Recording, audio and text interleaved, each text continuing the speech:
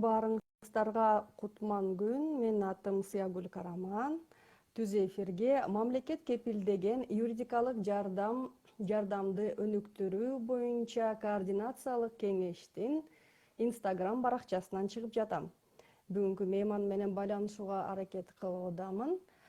Мамлекет кепилдеген юридикалык жардам 2016-жылы кабыл алынган мамлекет кепилдеген юридикалык жардам жөнүндөгү мыйзамдын негизинде көрсөтүлөт.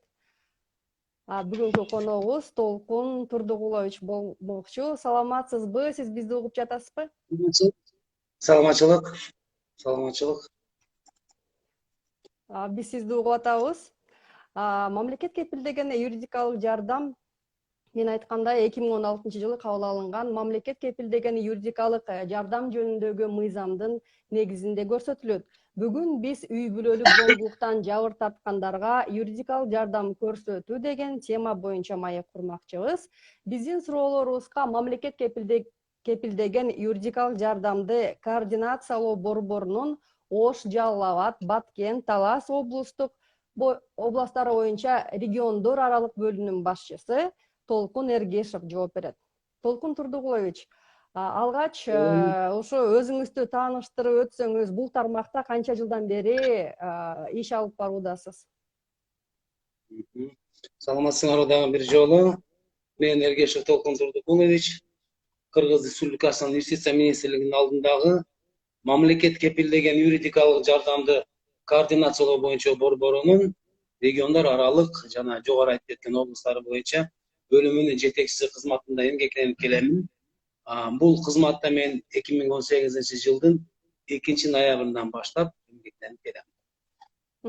Урматтуу Instagram колдонуучулар, эгер укуктук маселелер боюнча суроолоруңар бар болсо, түз эфир учурунда комментарий менен кайрылсаңыздар болот. Толкун Турдугулович, көпчүлүк учурда коомубузда зомбулук кылган адамдар жазасыз калат. Ал эми зомбулукка кабылгандар болсо милицияга көпчүлүк учурда кайрылышпайт. Ошо маекти баштаардан мурун үй бүлөлүк зомбулук деген эмне? Ушул түшүнүккө кайрылып, анын кандай түрлөрү болот? Ушуга токтолсок. Себеби мисалы кээ бирлеринин түшүнүгүндө жалаң эле уруп согуу зомбулук деп эсептелет. Андан башка деле мисалы жемелөө, айтышуу, кемсинтүү деген түшүнүктөр деле ошол эме болот да. Зомбулукка кирет да. Туурабы? Туура. Негизи зомбулук деген бул сөздөн алып чыкканда үй бүлөлүк зомбулук, жана сиз жогору айтып кеткендей психологиялык зомбулук, дене бойлук зомбулук, материалдык зомбулук, экономикалык зомбулук. Зомбулуктун үй бүлө ичиндеги түрлөрү аябай көп. Кызматыма байланыштуу бул зомбулуктун түрү менен көп кездешебиз биз, координатор катары. Бизге жарандарыбыз консультациялык укуктук жардамга келишет, түздөн-түз квалификациялык юридикалык жардамга келишет. Бул боюнча биздин тажрыйбабызда зомбулуктун түрлөрүн көбүн көргөнбүз. Жана айтып кеткендей психологиялык зомбулук, үй бүлөлүк зомбулуктун ичинде дене бойлук зомбулук, экономикалык зомбулук.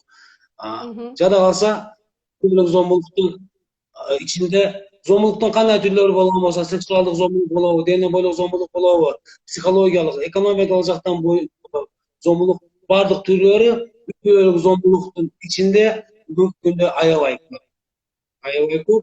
Буну белгилеп кетишим керек. Кечээ күнү мен ушул интервью даярдаганда жаңылыкты окуп жаттым. 20-сентябрда бир макала чыкты 24 кежиге. Үй бүлөлүк зомбулук өлүм менен бүткөндө деген макала экен. Когда семейное насилие заканчивается убийством деп туруп. Борбордук Азиянын мамлекеттеринен алынган ошол кейстерден алыныптыр. Бул бир гана Кыргызстан эмес, Кыргызстан, Өзбекстан, Тажикстан жана Казакстан. Ушул макалада айтылып атат, үй бүлөлүк зомбулук боюнча көрүнүш ушул жана жогоруда айтып кеткен мамлекеттерде, постсоветский мамлекеттер деп коет, бардыгында бирдей эле көрүнүш деп жазылып атат да. Айрым учурда үй бүлөлүк зомбулуктун натыйжасында жабыр тарткандар ölümge alıp kelgen faktlar dagы жок эмес деп айтылып атат.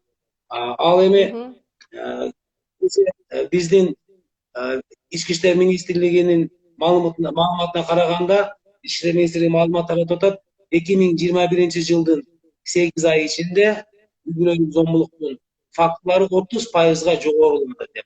Былтыркы жылга салыштырмалуу 30%га жогорулады. Бул дегени Бул мисалы экономикалык деги эле республикада болуп жаткан социалдык экономикалык абалга да байланыштуу болот да. Өсүш эмнеге шартталган себептери? Карасаңыз, 8 айдын ичинде 9 ай бүтөлөт, 8 айдын алып атат. Мен ойлойм, 8 айда 7665 факт болуп атат республика боюнча. Аны ошону эми биздин 7 облусту бөлгөңүздө эле ар бир облустта миңден эле туруп, миңден ашуун келет. Абдан көп. Бул мен айтсам катталган гана фактылар. Канчалары катталбай. Катталган бул көрсөткүчтөн мен ойлойм 2-3 эсе көбү катталган эмес. Себеби үй-бүлөлүк зомбулуктан жабыр тарткандар айрыкса кыз келиндер болсо биринчиден өзүнүн ата энесинен, коомдон тартынат, ушул жарыяланып кетпесин деген ой менен ичине сактап, чыгарбай эле коелу деген мааниде. Выносить деп алып. Сиздин интернетиңиз бир аз начарыраак окшойт. Ооба, көпчүлүк учурда коомдо мисалы биздин байланышыбыз жакшырып калат деген ишенич бар. Толкун Турдугулович, бир жаңырык болуп атат дагы, анан кээде сизди көрбөй калып атам да. Биздин мага телефон чалган көп болуп аткан, башка Инстаграмга чыгып аптым да, себеби жумуш мезгилде консультацияга көп адам чалат, коңгуроо чалат, ошон үчүн азыр өчүрүп салып атам, кайра-кайрачы. Ошол мен эске албай калып. Эми бир жарым саат ичинде өчүрүп туруңуз. Ал биздин баягы кандай десем, сиз байланышка да чыкпай калдыңыз. Мен 1 мүнөткө азыр 30 секунд бирок айтып коеюн да, группага жазып койсун, мага телефон чалмай турсун. Эми Толкун Турдугулович келгенче көбүнчө биздин коомдо мисалы Толкун Турдугулович, коомубузда мисалы кичинебизден эле мээбизге сиңип калганда бар да, мисалы чоң апаларыбыз, тайнелерибиз мисалы эгер келинин уруп атса тилинен табат, кызы ур токмокко алынып күйөөсүнөн качып келсе чыдап жашай бер, биз деле ушинтип жашайбыз деген түшүнүктөр бар да. Ошон үчүн дагы кыз келиндер деги эле адамдар ошо элге жарыя кылгандан уялышат го дейм. Эми жана бизде Кыргызда айткандай, кызга 40 үйдөн тыйыр салынат деген дагы сөз бар эмеспи? Ошол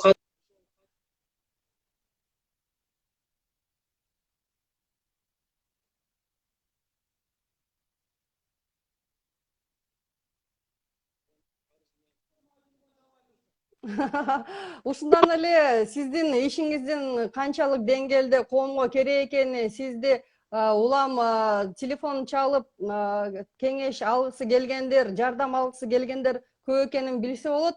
Анда маегибизди улантсак, бирок сизди бир жарым саатка тиги тынчыңызды албай турса жакшы болмок, анткени Инстаграм колдонуучуларды дагы сыйлайлы. Анда кийинки суроода ушул зомбулукка кабылган адамдарды коргой турган мыйзамдарды санап өтөлү. Биз мисалы буларды жөн эле айткан жокпуз. Адам зомбулук деп эмнелерди айтса болот билиши керек. Туурабы ар бир жараныбыз? Бизди коргой турган, адамдарды зомбулуктан коргой турган кандай мыйзам бар экенин билиши керек. Туурабы? Ошолорду санап өтсөңүз. Мындай башта айтайлык, эң биринчи негизги башкы мыйзам бул Конституцияда адамдын укугу жана эркиндиктери так дана көргөзүлүп кеткен. Бардык эркиндиктери жана укуктары көргөзүлгөн биздин баш мыйзамыбызда. Аны бардык жарандабыз билүүгө милдеттүү деп эсептейм. Укуктуу эмес, милдеттүү. Себеби ар бир жаран өзүнүн укугун билиш керек. Мен айтат элем, ар бир жараныбыз баш мыйзамдагы өз эркиндигин жана укуктарын билүүгө милдеттүү. Ал адам өзүнүн укугун билбесе, анда ал адам өзүнүн укугун дагы коргой албайт, башка бирөөнүн укугун дагы коргой ала албайт. Мен ошентип айтат элем. Ал эми экинчиси Кыргыз Республикасынын үй бүлөлүк зомбулуктан сактоо жана коргоо жөнүндө 2017 жылдын апрель айындагы 63 мыйзамы бар. Ал эми ушул мыйзамга токтосок, мен айтып кетет элем. Бул мыйзамга чейин бизде мыйзамдын аталышын карасаңыз, Кыргыз Республикасынын үй бүлөлүк зомбулуктун алдын алуу жана сактоо жөнүндө мыйзам болчу. Буга чейинки мыйзам. Бул мыйзам 2009 жылдан баштап иштеген болсо, адашпасам, биз эми 7 жыл, 8 жыл бою ушул мыйзамдын субъекттери иш алып барып, алдын алабыз деп, сактайбыз деп жүрүп барып, биз кандай даражага жетип келдик? Биз үй бүлөлүк зомбулуктун алдын алуу эмес, үй бүлөлүк зомбулуктан сактоо жана коргоо деген даражага келген үчүн бул кайрадан өзгөрүштөр болуп, жаңы мыйзамды кабыл алып отурабыз 2017 жылы. Тилекке каршы. Биз мурдагы мыйзам жана биз жакшы иштей албадык субъекттер. Ошентип эсептеймин. Бардык субъекттер, мунун ичинде бардык мамлекеттик органдар, өз алдынча башкаруу органдары, субъекттер өз ара жакшы иштей албадык. Ар бирибиз өздүн милдетибизди жакшы аткара албадык. Коомчулук дагы жакшы көмөк көргөзбөдү. Ошондуктан алдын алуу жөнүндө мыйзамды жокко чыгарып туруп, биз сактоо жана коргоого жетип калганыбызды мойнубузга алып, коргоого жетип калдык. Албетте бул кейиштүү көрүнүш. Ошондо анда санап өтөлү. Зордук зомбулукка дуушар болгон жарандарга жардам көрсөткөн мамлекеттик жана мамлекеттик эмес органдарды санап өтсөк анда. Кимдер жардам берет азыр? Өзүңүздөн баштаңыз. Дагы бир укук акт айтып коеюн. Түздөн-түз үй бүлөлүк зомбулуктун алдын алуу боюнча түздөн-түз өзүнүн салымын кошуп кеткен укук ченемдик акт бул Кыргыз Республикасынын үй бүлөлүк кодекси. Үй бүлөлүк кодексинде баардык укуктар жана милдеттер туура даана жазылып түшүндүрүп кетилген. Биздин жаш үй бүлө курган адамдарыбыз мурда брак и семья деген коомдор, уюмдар ошол жака кайрылып, азыр эле бар, бирок көбү барбайт. Үй бүлө түзөрдөн мурда мыйзамдар менен таанышып, ар бир адам өзүнүн укугу менен таанышып, өзүнүн укугун билип, үй бүлө курган жакшы болот деп айтылат да. Ошондуктан мен ойлойт элем, мыйзамды жана укук ченемдиктарды жакшы билген адам өзүнүн укугун коргой алат. Ал эми үй бүлө алдын алуу боюнча жана башкалардын да укугун сыйлайт. Ооба. Жана эми субъекттер, бул бардык мамлекеттик субъекттер, Кыргыз Республикасынын өкмөтүнөн баштап, эми бүгүнкү күндө министрлер кабинетинен баштап туруп, Кыргыз Республикасынын прокуратурасы, сот органдары, укук коргоо органдары, мамлекеттик ишкана мекемелери, социалдык коргоо кызматтары, саламаттык сактоо министрлиги, өз алдынча башкаруу органдары бардыгы субъект болуп эсептелет. Жалпысынан 16 мамлекеттик жана өз алдынча башкаруу органдары. Ошол менен бирге кийинки субъекттер булар бейөкмөттүк уюмдар. Республикабызда уюмдар аябай көп. Биз менен биргеликте көбүнчө азыр интервью мезгилинде мен аталышын сразу эле эске келтириш кыйын, себеби өтө көп иштешебиз биз. Адвокаттар бар ушундай уюмдар. Көп негизгилерин санап өттүңүз, ошо санында айтып өттүңүз. Эми ушул мамлекет тарабынан кепилденген акысыз юридикалык жардамды кимдер ала алышат жана ал кандайча жүргүзүлөт? Мисалы сиз айтып атпайсызбы, улам эле звонить этишип атат. Звонить эткенден кийин кандай механизми? Дагы бирөө чалды окшойт мага. Азыр айтамын. Толкун турдугу. Угулуп атамын мен. Ооба, кээде ошо жок болуп кетип атасыз. Ооба, сиздин телефон аябай токтоосуз коюңсуз ошо. Ооба. Байланыш жанданды окшойт.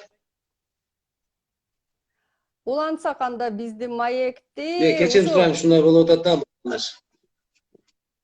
Дайым эле Калыбына келдиги ушундайбы же байланыш азыр ушул саат 4 менен 4:30 ортосунда ушундай болуп кеттиби? жок. Эртеменки саат 8-ден баштап 6-га чейин ушундай болот. Түшүнүктүү. Ооба, 4 Бул гана областты менен камтуу, анан кийин бүт республика боюнча 400гө жакын эле адвокат болсо 6 миллион кишиге да сиздердин ишиңиздердин кыйын жана татаал экенин билебиз. Эми биздин эфирде жарым саат эфирибиз бар, 25 мүнөт.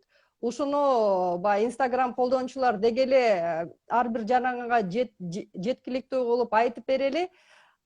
Кимдер ала алат акысыз юридикалык жардамды жана кандайча жүргүзүлөт бул? айтып кетемин азыр. Кыргыз Республикасы мамлекет кепилдеген юридикалык жардам жөнүндө мыйзамына ылайык акысыз юридикалык жардамды эки түрү бар. Биринчи түрү бул консультациялык укуктук жардам. Консультациялык укуктук жардамды Кыргыз Республикасында бардык Кыргыз Республикасынын жарандары кирешесине карабастан, Кыргыз Республикасында жашап жаткан чет элдик жарандар, жарандыгы жок адамдар жана качкындар консультаттык укуктук жардамды укуктук көйгөй маселелер боюнча алууга укуктуу. Бул консультаттык укуктук жардам деген жаран же адам биздин кызматкерлерге, биздин акысыз юридикалык жардам көргөзүү борборлоруна, биздин адвокаттарга кайрылганда укук көйгөй боюнча кеп кеңеш, кайсыл мыйзамга ылайык кандай кылып өзүн коргосо болот, мына ошол жөнүндө көргөзүп беребиз. Ал эми кеп кеңеш берүү учурунда жаран квалификациялык юридикалык жардамга муктаж экендиги аныкталса, жана ал жаран мамлекет кепилдеген юридикалык жардам мыйзамынын 8-чи беренесинде белгиленген адамдардын категориясына кирген болсо, ал адамдарга мамлекет эсебинен акысыз юридикалык жардам көргөзүлөт. Кайсыл адамдарга акысыз юридикалык жардам көргөзүлөт? Кыргыз Республикасында 1 жылдык кирешеси эң аз айлык акысынан 60% ашпаган жарандык иштер боюнча доогерлерге, жоопкерлерге, жазык иштер жана жогорку иштер боюнча жабырлануучуларга, шектүүлөргө, кармалгандарга, соттолгондорго, соттолуучуларга, акталгандарга жана жаш четелек күнөөлөргө берилди. Ал эми эң аз айлык акысынын 60 эсе өлчөм болгону бул 1 жылдык кирешеси Кыргыз Республикасында эң аз айлык акысы 2021 жылга 1970 сом көргөзүлгөн болсо, 1 жылдык кирешеси 318.200 сомдон ашыш керек эмес. 12 бөлгөнүндө 1 кирешеси 9.270 сомдон ашпаган ар бир жаранга мамлекет тарабынан акысыз юридикалык жардам көргөзүлөт. Ал эми кирешесине карабастан, өлчөмүнө карабастан акысыз юридикалык жардам кайсы учурда берилет? Жарандар кармалган учурда, тергөө органдары тарабынан кармалган учурда, өзгөчө оор кылмыш жасаган адамдарга, биринчи жана экинчи топтогу майыптуулугу бар адамдарга, жаш балдардын укуктары, кызыкчылыктары боюнча алардын ата энелерине, жалгыз бой энелерге, эгер энелердин баласы же балдары бар болгон болсо. Андан сырткары мекендик согуштун ардагерлерине жана аларга теңдештирилген адамдарга, бул бүгүнкү күндө ооган согушунун ардагерлерине, ошондой эле мөөнөттүү аскер кызматкерлерине, жатак интернатта жашаган кары катындарга, энеси жок баланы тарбиялап жаткан ата-аналарга балдарын коргоо боюнча жана жазык процесстик кодексте көргөзүлгөн башка учурларда деп мыйзамда көргөзүлгөн. Ушул учурларда жарандын кайрылган адамдын кирешесине карабастан юридикалык жардам акысыз көргөзүлөт. Эми көбүнчө мындай түшүнүк бар да, үй бүлөдөгү зомбулукка кабылгандардын иши аягына чыкпайт деп ишенбөөчүлүк пайда болушу мүмкүн. Баары бир деле ошо зомбулук жасаган адамга карата ал адам ошо жазасыз калат деген түшүнүктөр бар.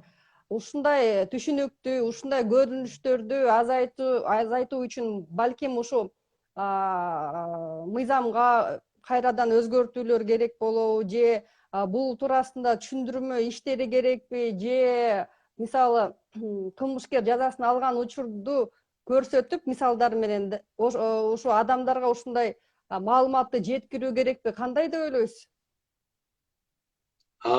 Бул боюнча ушул нерселер эске алынып 2020 жылдын 4-iyununda 57 мыйзам менен жазык процесстик кодекске өзгөртүү киргизилген. Мисалы үй бүлөлүк зомбулуктун фактылары боюнча жогорку иштер болуп эсептелет, сотко чейин көндүрүш. 75 беренелерден 81-ге чейин. Бул беренелер боюнча шектүү адамдарды, жогорку жасаган адамды кармоо мүмкүн эмес болчу. Бирок 57 мыйзам кабыл алынгандан кийин жазык процесстик кодекске өзгөртүү киргизилип 504 беренесине. Ушул беренеде жазылып турат. Үй бүлөлүк зомбулук жасоого шектүү адам төмөндөгү негиздер боюнча кармалышы мүмкүн. Эгерде жабырлануучу жана башка үй бүлө мүчөлөрүн же аларга теңдештик адамдардын өмүрүнө жана ден соолугуна шектүү адам тарабынан реалдуу коркунуч болсо, эгерде шектүү адам мас болуунун, алкоголдук же башка түрлөрүнүн абалында болсо жана жабырлануучу жана башка үй бүлө мүчөлөрүнө же аларга теңдештик адамдар үчүн коркунуч келтирсе, эгерде шектүү адам жабырлануучуна же башка үй бүлө мүчөлөрүнө коркунуч келтирүү, сабоону, шылтыңдоону, басмырлоону улантат деп болжодогу мүмкүндүк берүүчү негиздер болсо. Ошоңуз бул үй бүлөлүк зомбулукта мен жогоруда айтып кеткен негиздер бардыгында бар, ошондуктан демек мыйзамдын мыйзам күчөтүлгөн экен. Бирок ага карабай үй бүлөдөгү зомбулук, мисалы пандемиянын баалында деле сиз айткан статистикада деле 8 ай ичинде 30%га көбөйүптүр. Дүйнө жүзүндө деле мындай зомбулукка кабылгандар көп. Ушунун алдын алуу жана мындан мурун айтып кеттиңиз го, берки алдын алуу деген закон, мыйзам эми болсо ошо коргоо дегенге өткөн депчи. Баары бир кандай мисалы ошондой чараларды көрөсүздөр? Мисалы сизге консультациялык жардамга келгенде айтып бересизби? Мисалы бир айда 10 жолу келсе, эми мындай болгон учурда коркунуч туулганда мындай кыл деген кеңештерди бересиздерби ошо зомбулукка кабылгандарга? Биз кеңештерди беребиз, анан бизге келгендер бардыгы эле арыз менен кайрылбайт. Бизди кеңеш тугуп, ички иштер органдарына кете беришет, биз укугуну түшүндүрөт. Мисалы, акыркы сизге бир болгон окуяны айткан болсом, 12 сентябрь күнү бизге бир жаран кайрылды, бир келин кайрылып, жолдошу былтыр пандемияда каза болуп калган экен, ички иштер органдарында кызмат өткөн экен, ал жолдошу каза болуп калган экен. Ушул келинге карата кайын анан зомбулук болуп атыптыр. Бул дагы үй бүлөлүк зомбулук, бир үйдө жашайт, зомбулук болуп атыптыр.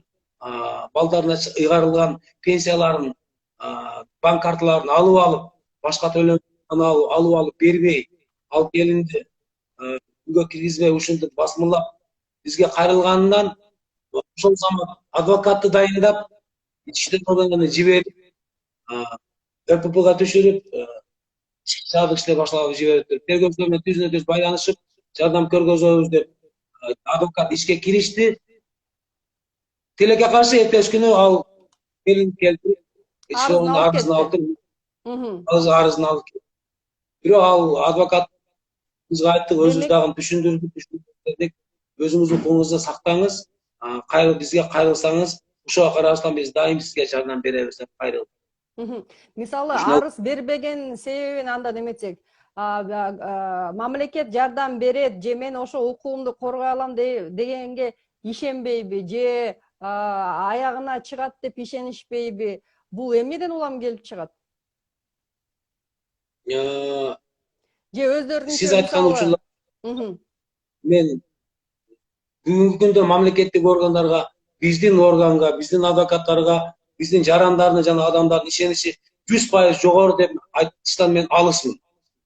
Мен аны деп жалган айта албайм. Бизде бул боюнча ишмердүүлүк жүргүзүлүп жатат. Биз мыйзамга ылайык жана адамдын укугун коргоо боюнча башка укук актыларга ылайык иштерди алып барабыз. Бирок адамдарда биринчиден ишенбестик болсо, экинчиден колдон тартынат, үчүнчүдөн кайра жашап калам деген ойлор менен ушундай арыздарын алып алышат. Бирок биздин максат арыз jazdырып үй бүлөнү бузуп салыш эмес, үй бүлөнү сактап калуу. Эгер бул үй бүлө болбой турган болсо, анда адамдын укугун коргоо. Үй бүлөлүк зомбулуктан сактоо жана коргоо боюнча мыйзамда жана мен айткан субъекттер birgelikte bardığımız isteşiyoruz. Ошол биз бардык субъекттер бирге иштейбиз. Себебинен мурдагы мыйзам алдын алуу жөнүндө боюнча жаңы мыйзам сактоо жана коргоо боюнча мыйзам кабыл алынды. Биз бардык субъекттер биргеликте иштесек, жарандардын укугун түшүндүрсөк, маалыматты жакшы берсек, коомчулук иштесек, сөзсүз бул нерсеге дагы бытие определяет сознание деген сөз бар, түшүнүк бар да, материалдык жактан, социалдык жактан дагы мамлекет тарабынан колдоо болуш керек. Болбосо анда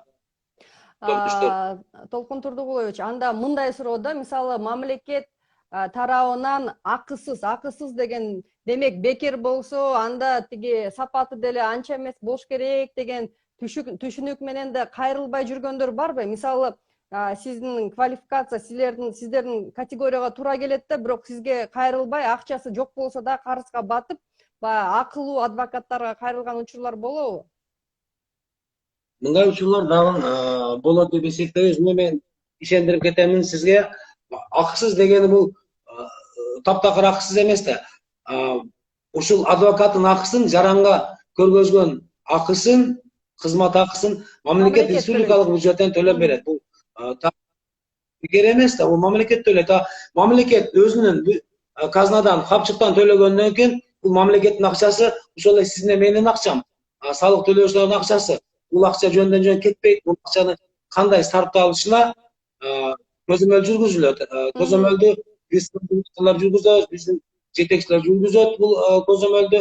Ошого ылайык адвокаттын, мамлекет кепилдеги юридикалык жардам көрсөтүүчү адвокаттын иш сапатын минималдуу стандарттары бар. Ушул стандарттарга ылайык адвокаттардан иш алып барууну биз талап кылабыз.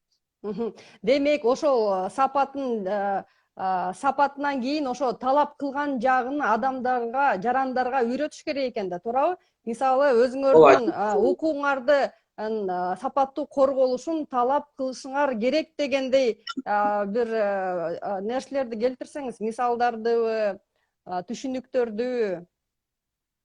Сөзсүз, биринчиден биз адвокатты жарандын ишине квалификациялык түрдө киришүүгө жибергенде ошол адвокаттын иш сапатынын минималдуу стандарттары бар. Ошол стандарттарга ылайык адвокат түшүндүрөт жаранга.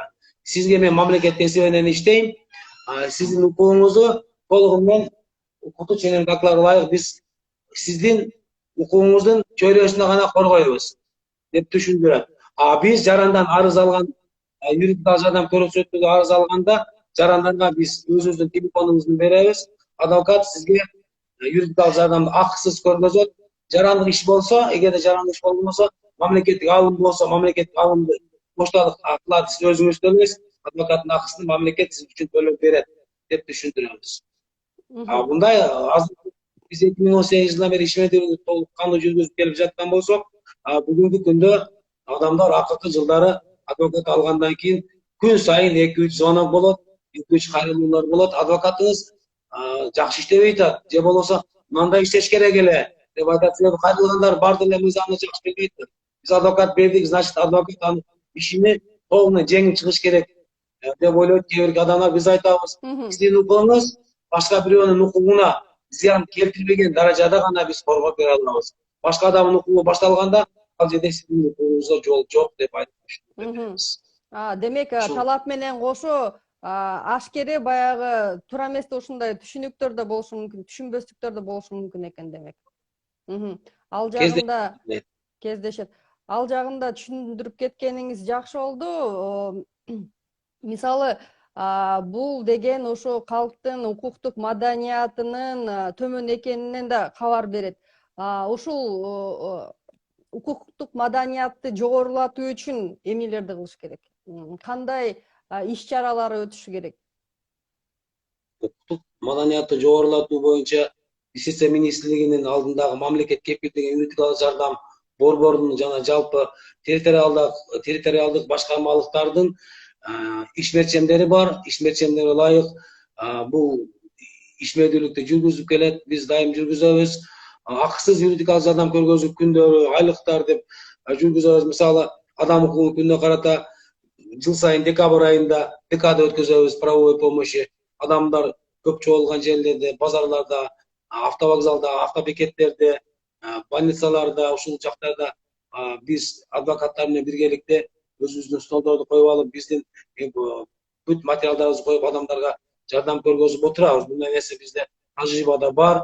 Андан сырткары социалдык түйүндөр аркылуу Facebook, Telegram, Instagram ушул социалдык тармактар аркылуу дагы жарандарга жардам көргөзүп келебиз. Акысыз юридикалык жардам көргөзүү борборлору онлайн түрдө, биз дагы онлайн түрдө телефон аркылуу дагы жарандарга жеткизип турабыз. Жүргүзгөн ишмердүүлүктү өзүбүздүн баракчаларда жарыялап турабыз. Ошентип адамдарга жеткизебиз. Андан тышкары массалык маалымат каражаттары аркылуу, радио, телевидение аркылуу жарандарга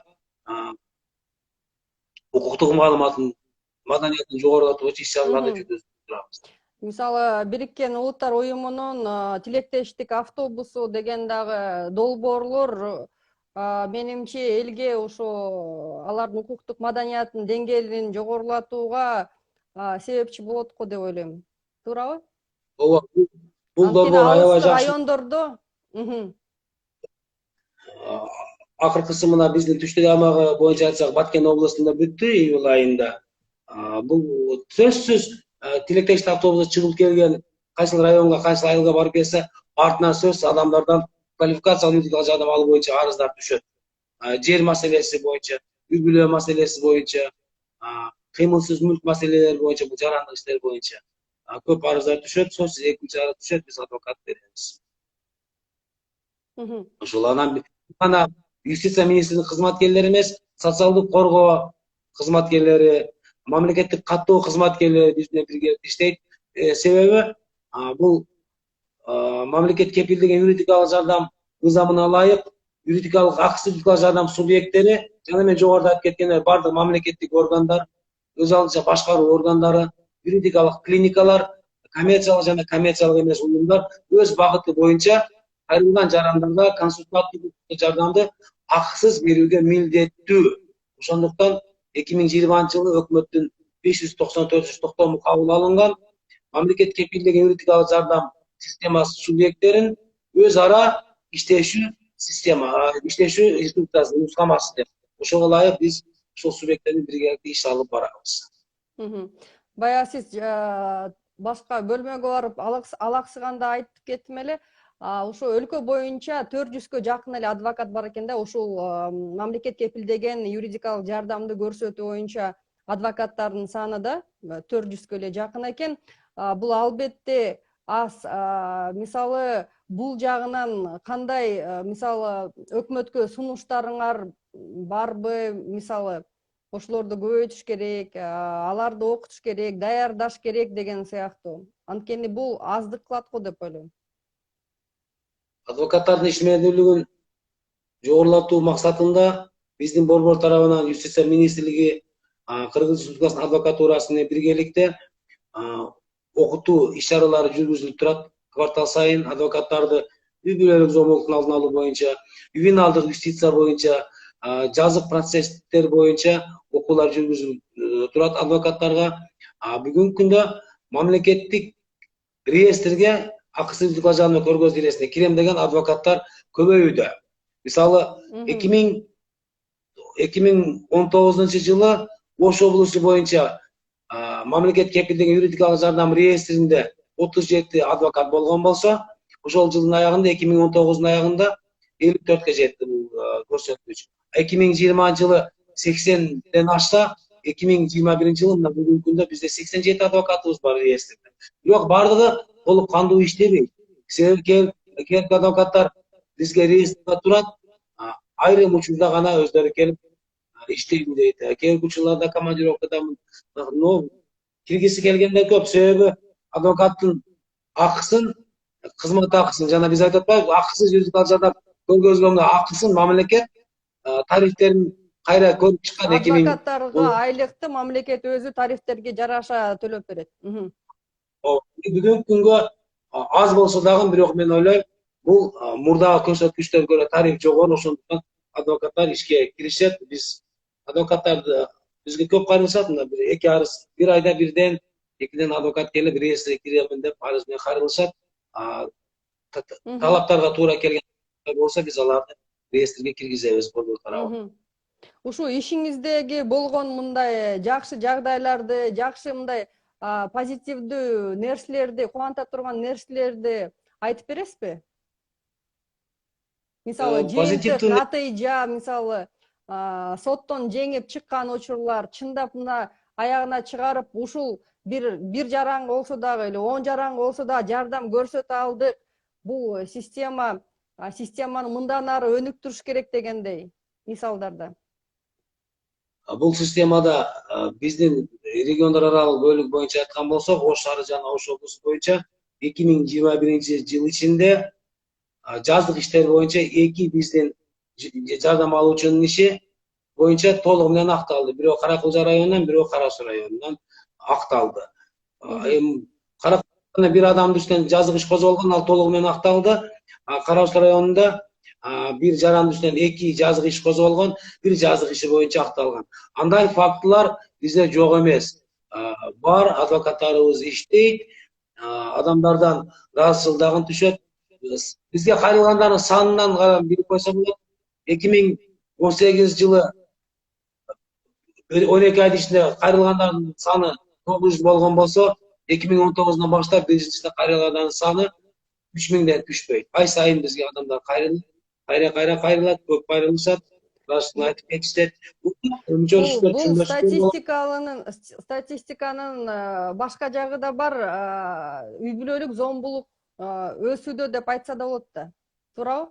Мен үй бүлөлүк зомбулук боюнча айткан жок, жалпы кайрылуулар боюнча. Жалпы кайрылуулар боюнча. Үй бүлөлүк зомбулук боюнча бүгүнкү күнгө чейин Ош шаары жана Ош облусу боюнча үй бүлөлүк зомбулук боюнча жорук иштер боюнча бизге 30 адам кайрылган. Ал 30 адамдын 27си шектүү. Мыйзам ылайык биз шектүүлөргө дагы юридикалык жардам көргөзөбүз. 3-өө гана жабырлануучу. Ушул жерде биздин үй бүлөлүк зомбулуктун алдын алуу боюнча субъекттерди биргеликте иш алып барыш начар экендигин белгилеп кетсем болот. Себеби коргоо органдарында жабырлануучуларга адвокат мамлекет тарабынан берилет деп маалымат толук жетпей калат. Ушул биздин коргоо органдарында жабырлануучуларга мамлекет тарабынан адвокат алсаңыз болот деген маалыматты берсе, арызын алып бизге жиберсе, биз аларды дагы берет. Булар шектүүлөргө гана берет. Жабырлануучуларга маалымат жетпей калат турбайбы? Мен ойлойм, ушу келечекте ошо маалымат берүү жагын, ошо жалпы маалымдоо каражаттарын жана ушундай ушул бүгүнкү Instagram баракчасына окшогон социалдык түйүндөрдү көбүрөөк колдонуш керек деп ойлойм да. Туурабы? Ооба, жүргүзүлүп атат. Бири-бирибизди сындаган менен, мисалы, кечээ күнү иштер жылып жатат деңиз. Толкун Турдугулович, эми ошо 1 мүнөтүбүз калды эфирдин аягында. Ошо өзүңүздүн каалоолоруңуз, сунуштарыңыз же деги эле кайрылууңуз элге. Деги эле кайрылуум жалпы биздин көрүүчүлөргө, жалпы элибизге адам өзүнүн укугун билүүгө умтулуш керек. Өзүнүн укугун билген адам, өз укугун жакшы коргогон адам бирөөнүн укугуна кол салбайт. Мен ошентип ойлойм да, ошондуктан адам укугун билиш керек. Укугуңуздарды билиңиздер, юридикалык жардамга бизге кайрылыңыздар. Биз жардам көргөзүүгө даярбыз. Милдетибиз ушул. Чоң рахмат, Толкун Турдугулович. Биздин суроолорубузга жооп бергениңиз үчүн чоң рахмат. Ишиңиздерге ийгилик. Instagram колдонуучулар, бүгүн бизде мейманда мамлекет кепилдеген юридикалык жардамды координациялоо борборунун Ош, Жалал Абад, Баткен, Талас облусу боюнча областтары боюнча региондор аралык бөлүмүнүн башчысы Толкун Эргешев болду. Баарыңыздарга ийгилик, саламатта болуңуздар.